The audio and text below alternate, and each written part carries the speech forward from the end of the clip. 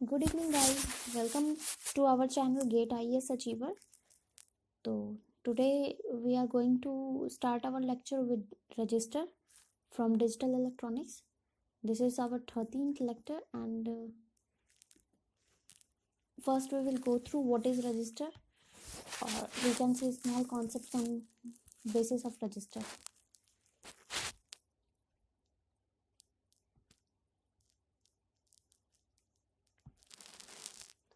सबसे पहले हम लोग आते हैं रजिस्टर पे।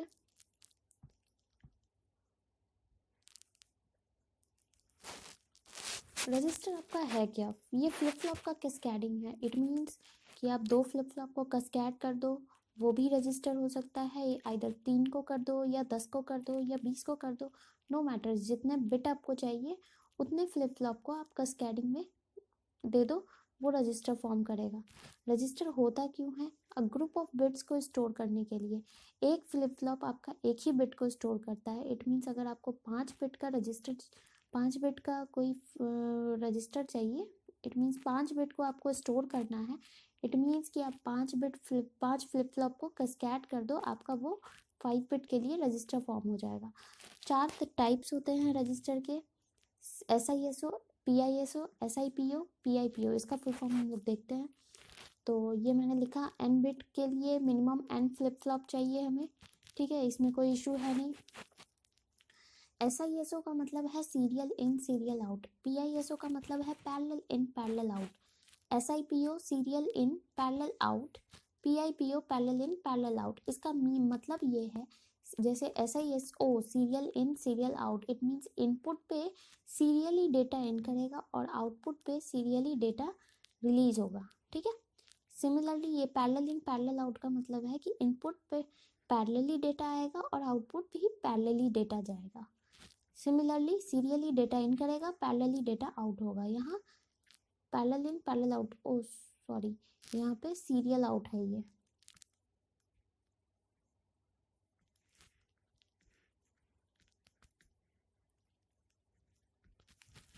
नेक्स्ट स्लाइड पे हम लोग आते हैं। तो सबसे पहले हमें ये चारों रजिस्टर के बारे में पढ़ना है। सबसे फर्स्ट रजिस्टर है हमारा SISO। इसको मैंने देख लिया। तो सबसे पहले मैं आपको बताऊंगी कि ये मैंने 4 बिट का एक डेटा लिया है 1011। सीरियल इन सीरियल आउट है, इसलिए मैंने 4 फ्लिप फ्लॉप पहले लिया। 4 बिट के कारण 4 फ्लिप फ्लॉप है यहाँ पे। D flip flop synchronous use किया है मैंने यहाँ पे। एसिंक्रोनस नहीं यूज़ करते क्योंकि एसिंक्रोनस स्लोअर हो जाता आपका, ठीक है। तो सिंक्रोनस यूज़ किया है मैंने, इसलिए क्लॉक सबका सेम दिया है। उसके बाद सीरियली इन मीन्स कि डेटा यहाँ से सीरियली यहाँ इन करेगा MSB पे। उसके बाद serially out, it means output भी सीरियली होगा, मीन्स कि इसका आउटपुट कहाँ जाएगा, D2 पे। देन Q2 का आउटपुट D1 पे, Q1 का आउटपुट D0 पे, ठीक है। तो अब हम लोग ये देख लेते हैं, क्लॉक पल्स अगर ऐसा हो तो फिर मेरा Q3, Q2, Q1, Q0 का आउटपुट क्या होगा। डेटा मेरा 1011 है। हम लोग यहाँ आते हैं। सबसे पहले जब हमारा क्लॉक 0 है तो आउटपुट हमारा प्रीवियस वैल्यू, सपोज हम 0 हो सकता है कि फ्लिप फ्लॉप हमारा सेट हो, रीसेट हो, तो 0 सपोज अभी हम करते हैं, ठीक है।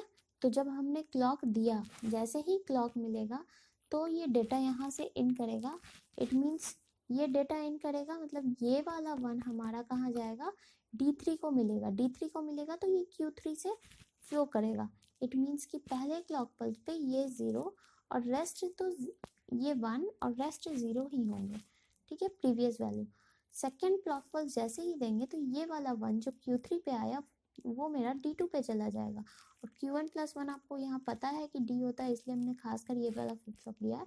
तो Q2 आपका नेक्स्ट ये 1 आपका शिफ्ट कर जाएगा इधर, और फिर अब नेक्स्ट 1 ये वाला 1 Q3 पे आ जाएगा, तो ये वाला 1 यहाँ आएगा, रेस्ट 0। जैसे ही थर्ड क्लॉक पल्स एक्टिव होगा तो ये 1 जो Q3 पे आया वो भी इधर शिफ्ट करेगा और ये 0 मेरा Q3 पे एक्टिव होगा। इट मीन 0 यहाँ पे, और ये 1 इधर शिफ्ट हो जाएगा ऐसा। जैसे ही फोर्थ क्लॉक पल्स देंगे तो ये 1 Q3 पे आएगा, 0 जो पहले यहाँ पे था वो D2 को मिला, इट मीन्स वो Q2 पे चला गया, और फिर ये वाला इधर शिफ्ट, ये इधर शिफ्ट। तो इस तरह हमारा डेटा फॉर्म हुआ। 4 क्लॉक पल्स हमें रिक्वायर्ड हुए और जो डेटा हमें चाहिए था वो मिल गया। इट मीन्स इनपुट डेटा अगर आपका सीरियली रहेगा तो n क्लॉक पल्स चाहिए, 4 बिट था आपका, 4 क्लॉक पल्स चाहिए। डेटा आउटपुट के लिए आपको n-1 क्लॉक पल्स चाहिए, ठीक है। जहाँ पे सीरियली की बात कर, आउटपुट की बात करें, आउटपुट पे हमेशा n-1 होगा और इनपुट पे हमेशा n होगा। अगर सीरियली की बात करें, अगर पैरेलली की बात आए तो पैरेलल में ये 1 हो जाता है, हमें उतने क्लॉक पल्स की रिक्वायरमेंट नहीं होती है।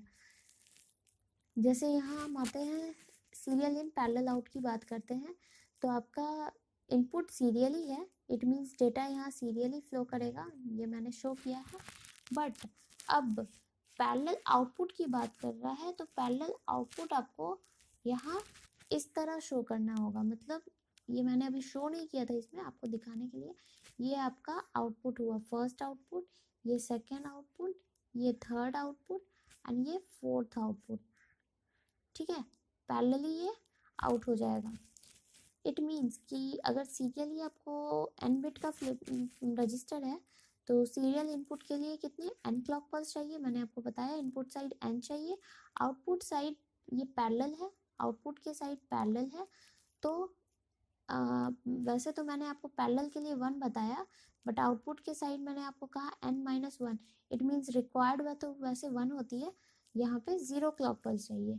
0 इसलिए क्योंकि जिस तरह जब हम पहला क्लॉक पल्स देंगे इसको तो Q3 का आउटपुट उसी टाइम रिलीज होके बाहर आ जाएगा। ऐसा नहीं है कि Q3 को किसी एक और डेटा से गुजरना होगा तब जाके Q3 मिलेगा, क्योंकि ये पैरेलल ही है तो उसी टाइम ये निकल जाएगा, रिलीज हो जाएगा और यही डेटा फिर नेक्स्ट में इसके पास भी चला जाएगा, ठीक है।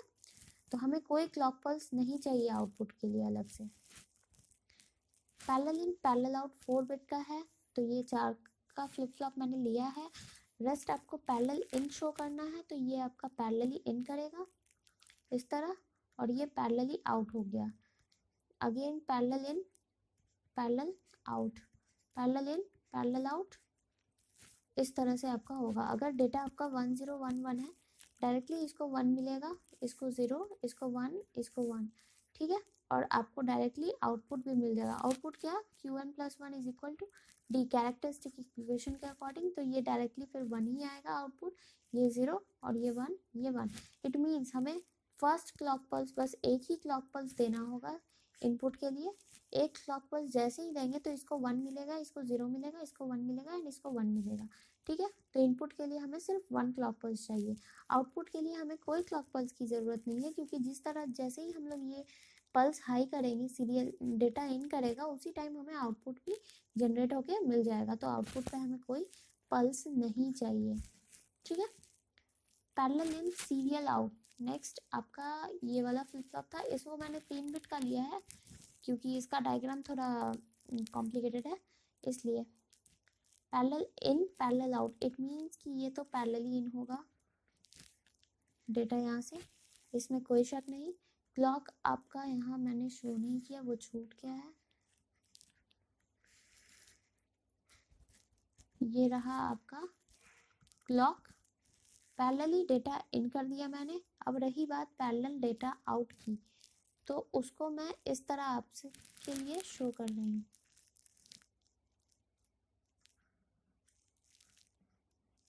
ये लगाया मैंने एक मक्स, यहाँ पे I0 I1,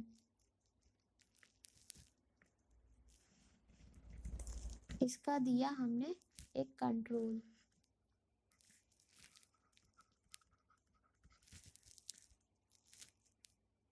सिमिलरली इस तरह हम लोग एक और मक्स इधर बना लेते हैं।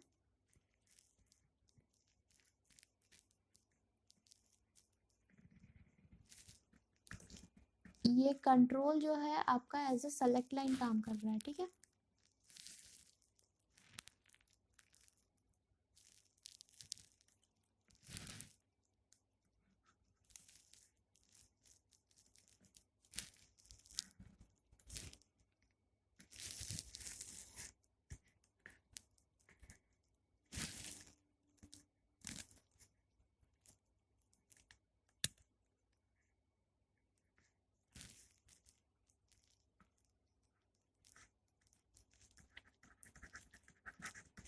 हाँ, तो मैंने मक्स इसलिए कनेक्ट किया है ताकि सर्किट ज़्यादा कॉम्प्लेक्स ना हो। पैरेलली हमें देने की ज़रूरत नहीं है, पैरेलल इन भी होना है और सीरियल आउट भी होना है। अगर हम लोग सीरियल आउट करने का मतलब Q2 को आपको D1 से कनेक्ट करना होगा, लेकिन इनपुट भी तो पैरेलल ही चाहिए। अगर हम इसको डायरेक्टली इस तरह कनेक्ट कर देते हैं तो वो तो सीरियली कनेक्टेड हो गया, तो फिर पैरेलल ही कैसे हुआ।